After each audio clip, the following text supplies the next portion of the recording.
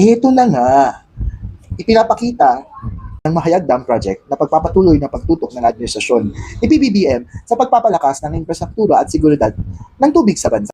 Layunin nito na makatulong sa irigasyon ng mga sakahan, maiwasan ang pagbaha at pagsuporta sa mga pangmatagalang supply ng tubig para sa komunidad. Kapansin-pansin din na mabilis ang responde ng pamahalaan sa pagpapakumpuni at rehabilitasyon ng dam na nagbigay ng agarang solusyon upang mabalik ang serbisyo at maiwasan ang malaking pinsala sa apektadong lugar. Para sa marami, ang mabilis na pag-apaayos ng Mahayag Dam ay sumasalamin sa mas pinaigting na pagpapatupad ng proyekto sa ilalim ng kasalukuyang administrasyon.